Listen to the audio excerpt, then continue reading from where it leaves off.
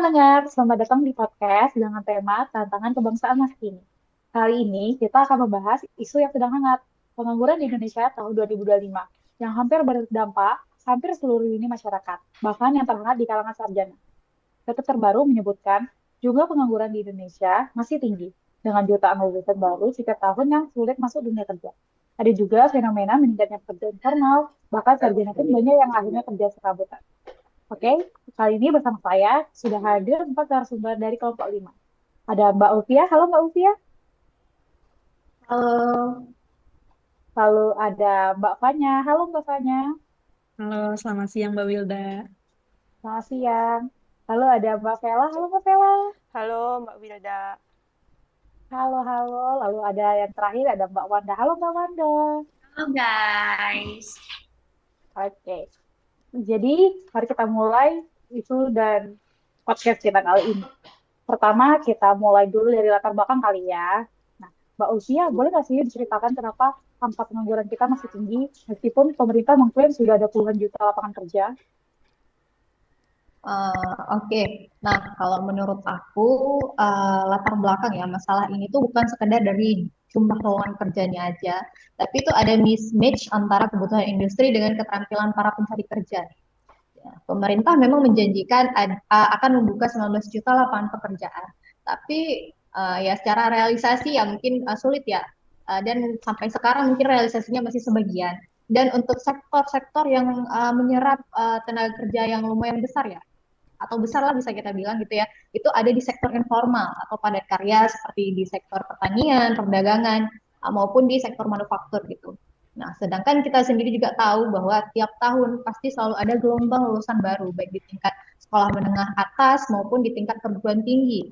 Nah, tapi ini tuh nggak sejalan dengan lapangan kerja formal yang tumbuh lambat gitu. Jadi banyak pekerja yang akan bekerja tidak sesuai dengan kompetensi lulusan, seperti yang Mbak Wilda bilang sebelumnya ya, bahkan ada sarjana yang kerja serabutan. Itu pernah dimuat di berita Tempo beberapa bulan yang lalu, itu di mana ada sarjana yang melamar menjadi tukang bersih-bersih.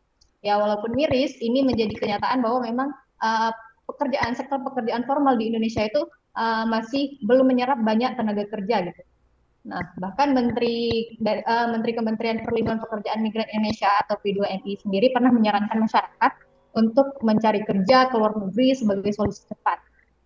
Tapi solusi ini sendiri justru menimbulkan polemik karena terkesan pemerintah nggak punya strategi yang matang tentang ketenaga kerjaan di dalam negeri. Gitu sih Mbak menurut aku. Wah, menarik sekali ya. Nah, kan lapangan kerja itu kaitannya sama faktor ekonomi ya, apalagi faktor ekonomi makro. Jadi kali ini saya ingin bertanya nih sama Bapaknya, gimana sih terkait dari faktor ekonomi makro ini kalau dikait-kaitkan dengan tadi pendapatnya oleh Mbak Uzia? Ya, ini menarik banget ya, Mbak Wilda. Jadi, pertumbuhan ekonomi kita ini hanya sekitar 4,9 sampai 5,1%.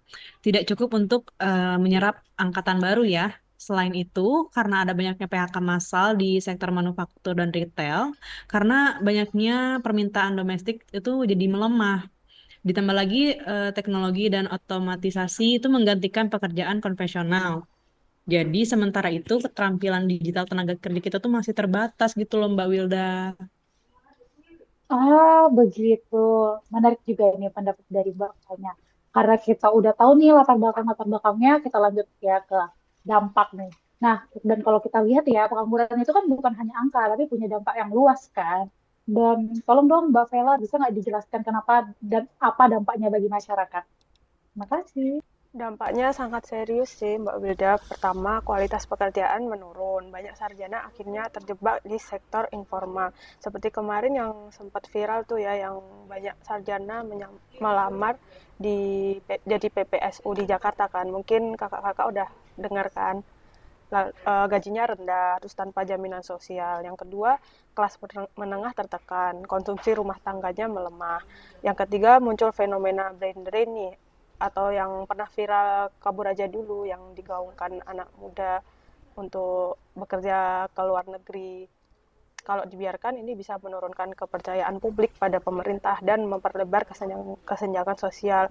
Jadi yang kaya makin kaya, yang miskin makin miskin. Dan eh, kemiskinan di Indonesia jadi meningkat gitu. Dibuktikan dengan survei World Bank tahun 2025, Indonesia merupakan negara yang paling banyak penduduk miskinnya nomor 2 di dunia. Seperti itu sih Mbak Wilda. Oke, oke. Nah, kan kalau dari Mbak Vela tuh udah dari dampak bagi masyarakatnya udah ada ekonomi sosialnya ya, udah menyinggung ekonomi dan sosial. Nah, kali ini tuh saya pengen tahu nih kalau misalnya dari sisi politik, ada nggak ya dampaknya? Boleh disebutkan nggak Mbak Wanda, apa nih dampak terbesarnya dari sisi sosial politik? Oh, oke. Makasih Mbak Wilda. Ini sebenarnya kalau untuk dari sisi sosial politik itu sebenarnya dampaknya cukup besar ya. Kalau kita lihat di sini kalau generasi muda sekarang frustasi karena mereka mikirnya oh ternyata susah ya cari kerja. Oh udah lama jadi sarjana tapi kok belum dapat kerja. Itu sebenarnya bisa memunculkan ketidakstabilan sosial. Bisa terjadi demo, protes, bahkan menurunnya legitimasi pemerintah. Kemiskinan pun sebenarnya bisa meningkatkan ketidakpercayaan publik terhadap pemerintah. Kemiskinan itu meningkat karena banyak keluarga atau kepala keluarga itu kehilangan penghasilan tetapnya. Jadi sebenarnya isu ini bukan sekadar isu sosial politik aja. Sebenarnya ini juga jadi ancaman politik jangka panjang buat kita semua. Menarik. Kita jadi udah dengar nih ya dari dampaknya bagi masyarakat dari sisi sosial ekonomi atau sosial politik. Sekarang kita lanjut. Gimana sih kalau misalnya kita harus gimana nih ngasih solusinya sebagai masyarakat? Apalagi kita nih ASN kan. Apa sih yang bisa kita lakukan?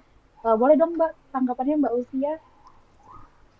Kalau aku sih sesuai kapasitas kita sebagai ASN, kita mungkin bisa membantu lewat edukasi publik ya. Misalnya kayak menyebarkan informasi tentang program pemerintah seperti kartu pekerja, prakerja, balai latihan kerja, hingga inkubasi UMKM. Nah, selain itu ada juga informasi-informasi, mungkin juga teman-teman udah pernah dengar ya, kerja daring atau remote dari luar negeri yang mungkin bisa dicoba nih oleh para pelamar kita yang mungkin tingkat sarjana atau yang memiliki high skill gitu ya, high skill gitu. Nah, karena kenapa informasi ini tuh seringkali tuh nggak sampai ke masyarakat yang bawah-bawah gitu. Jadi kurang awareness-nya gitu oleh masyarakat. Nah, menurut laporan antaranya sendiri itu Kementerian P2MI itu menargetkan ada 425.000 WNI untuk bekerja di luar negeri sepanjang tahun 2025. Karena ada permintaan SDM dari luar negeri sendiri itu yang mencapai 1,3 juta orang. Nah, ini kan menunjukkan bahwa memang pasar tenaga kerja di luar negeri itu cukup besar ya, dan belum sepenuhnya dapat dimanfaatkan. Nah, dengan adanya gap antara lapangan kerja di Indonesia dan jumlah pekerja yang terus meningkat, sedangkan di luar negeri itu gapnya sendiri demografinya kurang, sedangkan lapangan kerjanya itu banyak, ini tuh bisa menjadi potensi untuk kita bisa mengirim tenaga-tenaga kerja kita untuk bekerja di luar negeri gitu. Nah, kemudian kita harapkan juga ya adanya transformasi ke pekerja profesional gitu, karena pekerja migran kita sendiri ini 80% masih dari sektor low skill seperti ART dan Shopee ya. Nah, ini mungkin bisa jadi semangat baru buat teman-teman yang mungkin sekarang belum punya kerja untuk dapat meningkatkan skill nih, terutama bahasa asing yang akan menjadi modal dasar teman-teman untuk komunikasi nantinya kalau memang bisa bekerja ke luar negeri gitu. Ya, betul-betul. Selain itu perlu juga dorongan peningkatan kompetensi. Bisa juga melalui, betul kata Mbak Ulfia tadi, dari kursus online. Itu kan banyak juga yang gratis ya. Terus baik hard skill yang seperti digital marketing, coding, atau soft skill seperti komunikasi. Kita sebagai ASN juga bisa menjadi teladan dalam upskilling kita. Bukan begitu Mbak Vela? Iya, saya menambahkan ya, harus ada kolaborasi multi pihak, ASN, kampus, dan dunia industri perlu rutin sharing, diskusi, bahkan merancang program magang. Eh, Kalau program magang kan di kampus sudah pernah ya dulu ya, yang kampus Merdeka itu ya. Nah, Iya, iya, kalau Mbak. ya kalau nggak ada bisa mismatch skill sih, nanti akan terus berulang. Oke, aku tambahin solusinya ya Mbak Vela ya. Kalau aku lihat dari sisi kebijakan, sebenarnya penting pemerintah itu menciptakan lapangan kerja baru lewat UMKM, ekonomi kreatif, sama digitalisasi. Pemerintah juga bisa memberikan modal usaha bagi wirausahawan muda yang mau mulai berusaha. Bagi ASN, kita sendiri Tugas kita memastikan program ini berjalan transparan dan sampai ke masyarakat yang tepat.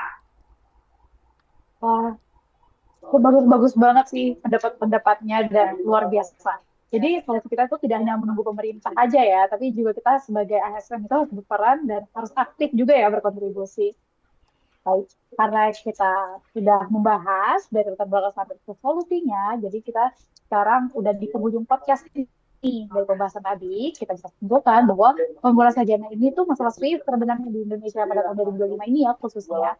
Nah, yang penyebab kompleksnya itu dari mismatch keterampilan, pertumbuhan ekonomi yang melambat, hingga disrupsi teknologi. Nah, dan dampaknya pun besar dari memangnya kelas menengah, brain drain, hingga potensi ketidakstabilan sosial. Nah, tapi kita juga sudah mendengar nih solusinya dari Mbak-Mbak edukasi publik, peningkatan skill, kolaborasi dari multi pihak, hingga dukungan program dan digitalisasi. Jadi kali ini saya mau berterima kasih untuk Mbak Ulfia, Mbak Fanya, Mbak Vela, dan Mbak Wanda. Semoga diskusi ini bisa kita jadikan inspirasi ya bagi para pendengar untuk aktif mencari solusi. Sampai jumpa di episode berikutnya. Sampai jumpa, terima kasih. Sampai Sampai jumpa, jumpa, terima terima kasih. kasih.